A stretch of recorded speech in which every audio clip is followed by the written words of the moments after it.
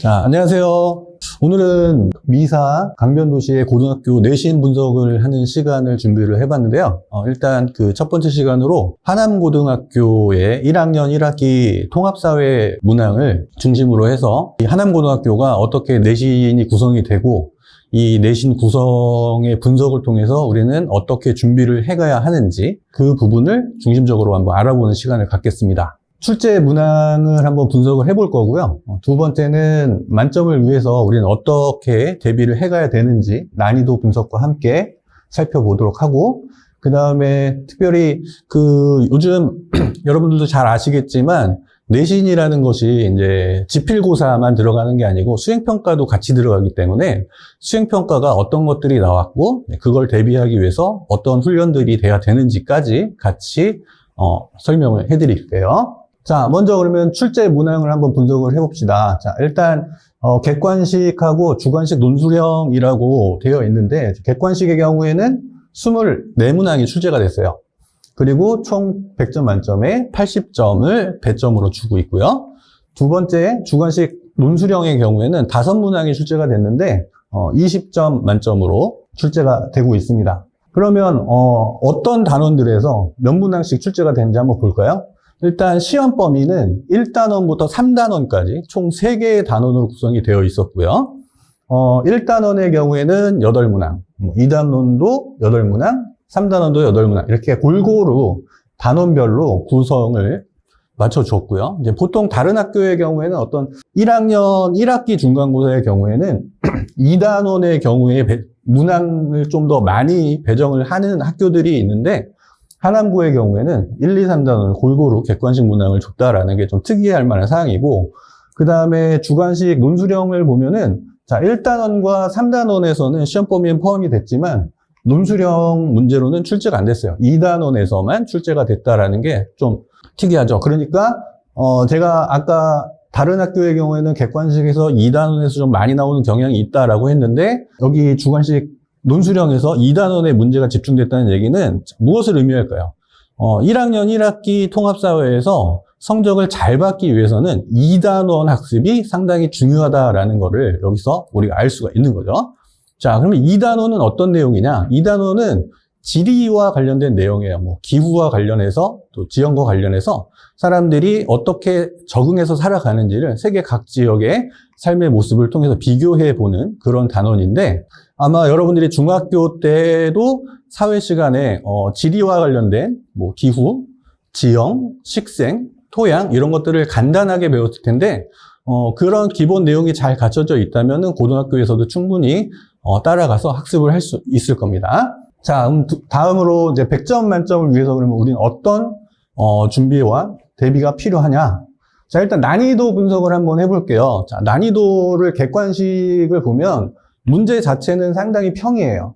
그래서 전반적으로 중하 정도인데, 여기 제가 뭐라고 말씀드렸냐면은 강남 3구랑 비교했을 때 난이도 하에 속한다. 자, 이게 무슨 말이냐면은 뭐 강남 3구에 속해 있는 고등학교들에서 난이도 하 정도로 나오는 문제의 수준들이 대부분 객관식 문항의 난이도를 차지하고 있다는 거예요. 그러면 되게 쉽네? 되게 쉬우니까 뭐 그냥 대충 공부해도 좋은 결과가 나오겠구나 라고 착각을 할 수가 있는데, 자, 왜 그러냐면 그런 착각을 하면 안 되는 이유는 가장 중요한 게, 이렇게 쉽게 문항이 구성이 되어 있을 때는 하나만 실수를 해도 등급이 확 떨어지게 돼요. 그러니까 여러분들이 문제 난이도가 쉬운 거에만 집중하지 말고 충분하게 다양한 자료들을 보면서 미리미리 복습을 꾸준히 해 놔야지만 실수를 줄일 수가 있겠죠. 자, 그 다음에 주관식 논술형의 경우에는 난이도가 역시 좀 평이하고 중하 정도였는데, 솔직히 문제 유형이 논술형이라고 학교에서는 제시가 되어져 있지만 그냥 논술형이라기보다는 그냥 간단한 서술형의 그런 조건이다라고 보시면 돼요. 그 학생들이 이제 중학교에서 고등학교로 넘어오는 과정에서 가장 두려워하는 것 중에 하나가, 고등학교의 주관식 서술형 문제는 중학교 때보다 훨씬 더 어렵고 준비하기 힘들 거야 라고 생각을 하고 있는데, 근데 사실 오히려 어떤 면에서는 중학교 때 서술형이 더 힘들 수도 있어요. 왜냐면 중학교 때 서술형 문제의 경우에는 조건들이 되게 이렇게 나열이 되어 있어요. 그래서 그 조건에 맞추지 않으면 부분 점수가 감점이 되면서 이제 점수가 나오게 되는데, 고등학교의 경우에는 그렇게 서술을 하는 조건을 되게 까다롭게 주지는 않는 경우들이 많기 때문에, 일단 기본적인 교과서나 아니면은 학교 선생님이 주시는 프린트의 참고자료, 이런 것들만 잘 보아 놓으면 충분히 문장으로 구성을 할 수 있기 때문에 두려워하실 필요는 없다라고 봅니다. 자, 그 다음에 여기 표를 보시면은 이게 이제 2020학년도에 한남고등학교 1학년 1학기 시험을 본 결과예요. 통합사회를 보면은 전체 평균이 80.3점이 나왔어요. 시험을 봤는데 전체 평균이 80점이 넘었다라는 얘기는 아까 말씀드린 것처럼 시험 난이도 자체는 어렵지 않고 대부분 아이들이 시험을 다 잘 봤다라는 거죠. 자, 그런데 이제 A를 받은, 즉 이제 90점을 넘은 아이들의 경우가 한 11%가 좀 넘어요. 그러면 90점을 넘기더라도 1등급을 받기는 힘든 거죠. 그러니까 거의 만점 가까이 받아야 4% 안에 들어가서 1등급이 되는 거고, 90점 밑에를 받았다는 얘기는 3등급도 좀 받기 힘든 경우들이 생길 수가 있는 거예요. 그러니까 그만큼 제일 중요하게 여길 게 실수를 줄여야 된다라는 부분, 지필고사에서 실수를 하게 되면 등급이 상당히 많이 떨어지게 된다라는 그런 점을 명심해야겠죠. 자, 그럼 이제 문항 관련 대비할 수 있는 대비법들을 한번 볼게요. 자, 제일 중요한 거는 시험 문제가 평이한 학교의 경우에 제일 중요한 건 교과서 자료를 읽는 거예요. 그러니까 대부분 학생들이 중학교 때까지는 그 지문에 있는 내용, 글로 된 문장, 이런 것들을 외우고 거기에 중요 단어를 막 어떻게든 외우려고 하는데, 고등학교에서는 교과서에 실려있는 그래프, 통계 자료, 또는 뭐 지도, 읽기 자료, 이런 것들을 꼼꼼하게 봐야 돼요. 특히 교과서 테두리 옆에 보면은 조그맣게 설명이 되어 있는 녀석들이 있어요. 그런 부분들에서 선생님들이 캡처를 해서 서술형 문제를 내는 경우들이 많기 때문에 그런 부분들까지 아주 세세하게 꼼꼼하게 읽어야 된다라는 거 잊지 마시고요. 자, 두 번째는 이제 실수를 줄여야 돼요. 아까 말씀드린 것처럼 실수는 등급을 확 떨어뜨리게 됩니다. 난이도가 평이하기 때문에. 그러면 실수를 줄이려면 어떻게 해야 될까요? 실수를 줄이는 방법은 자기가 문제풀이를 쭉 하는 과정에서 자꾸만 틀리는 유형, 그 틀리는 유형의 문제들을 뽑아내서 계속 반복적으로 문제를 풀어가야 돼요. 그리고 실수를 하는 친구들 중에 가장 많은 유형이 왜 실수를 하냐면 문제를 잘못 읽는다. 자, 이런 경우가 하나 있고, 두 번째는 1, 2, 3, 4, 5번 선택지를 다 안 읽고 그냥 1번, 2번 보다가 1번이 답인 것 같아 하고 넘어가는 경우들이 있어요. 그런 경우는 거의 실수가 나오게 돼요. 그러니까 문제를 꼼꼼하게 읽고 선택지 1번부터 5번까지 중간에 답이 확실한 게 보인다라고 판단이 되더라도 5번까지 꼼꼼하게 다 읽고 문제를 풀어야 실수를 줄일 수가 있습니다. 쉬운 문제는 빨리 풀고 넘어가야지 이렇게 생각하지 마시고, 쉬운 문제더라도 한 번 더 확인하고 혹시 내가 선생님이 쳐놓은 그물에 걸리지 않았나? 즉 낚시에 걸리지 않았나? 이 점을 점검해 가면서 잘 읽으면 큰 문제 없이 좋은 점수를 받을 수가 있을 거예요. 그 다음에 수행평가 방식에 대해서 이제 말씀을 드릴 건데, 하남고등학교가 1학년 통합사회는 그렇게 어렵지 않은 수준으로 시험에 나오는데, 나중에 이제 2학년 사탐 과목들에 대한 분석을 다시 해드릴 텐데, 그때 보시면 알겠지만 2학년 사탐에 넘어가면 난이도가 상당히 올라가요. 그러니까 1학년 때는 되게 쉬운 문제를 풀었었는데 2학년 때는 갑자기 어려운 문제가. 자, 그러면은 2학년 때 배우는 사탐들은 어떻게 구성이 되느냐? 통합사회 1학년 때 배웠던 내용들의 심화판들이 하나의 과목들로 독립돼서 배운다라고 보시면 돼요. 그러니까 통합사회 되게 잘했다 하더라도 사탐을 할 때는 난이도가 갑자기 확 올라가기 때문에 통합사회를 하는 과정 중에 심화 과정까지 같이 다루고 넘어간다면 2학년 때 조금이라도 더 편하겠죠. 그 다음에 이제 수행평가 방식을 설명을 해드릴게요. 하남고의 경우에는 통합사회가 지필평가가 80%가 반영이 되고, 그 다음에 수행평가가 20%가 반영이 되는데, 자, 이 20%의 수행평가가 1학기 때 크게 두 가지의 수행평가가 있어요. 첫 번째는 논술, 즉 글짓기 하는 서술형 논술평가고요. 두 번째는 타이포그래피를 만드는 그런 수행평가예요. 자, 그래서 각각 10점 만점씩 배점이 주어졌고요.